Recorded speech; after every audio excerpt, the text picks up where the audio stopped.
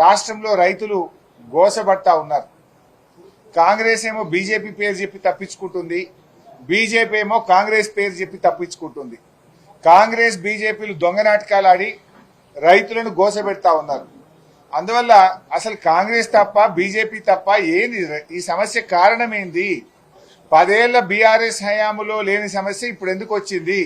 దానికి ఏదైనా పరిష్కారం చూపిద్దాము అనే అంశం మీద శాసనసభలో ఈ ఎరువుల కొరత మీద మాట్లాడాలని బీఆర్ఎస్ పార్టీ ప్రతిపాదించింది. ఈ 2 అంశాలు తప్పకుండా తీసుకోవాలని చెప్పి మేము కోరాం. వీటితో పాటు అనేక సమస్యలు, గ్రామాల్లో పారిశుధ్య నిర్వహణ సరిగా లేక మలేరియా, డెంగ్యూ, వైరల్ ఫీవర్స్ తో ప్రజలు బాధపడతా ఉన్నారు. గ్రామాలు, పట్టణాల పారిశుధ్య నిర్వహణ, ఈ అంటు రోగాల మీద చర్చించాలని అడిగాం.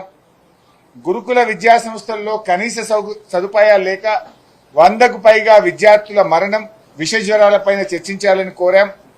ఫీజు రియంబర్స్మెంట్ డబ్బులు విడుదల గాక ఎస్సీ, ఎస్టీ, బీసీ, మైనార్టీ పిల్లలు ఇబ్బంది పడుతున్నారు కనుక ఫీజు రియంబర్స్మెంట్ మీద కూడా వెంటనే చర్చ చేయాలని చెప్పి కోరాం.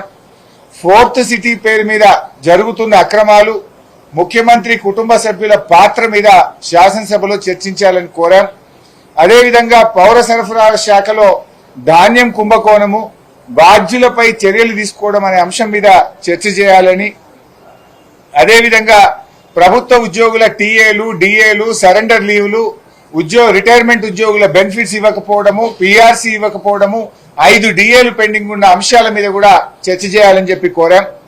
గోదావరి బనకచెర్ల ప్రాజెక్టు వల్ల తెలంగాణ రాష్ట్రానికి జరుగుతున్న అన్యాయం మీద శాసనసభలో చర్చించాలని కోరాం.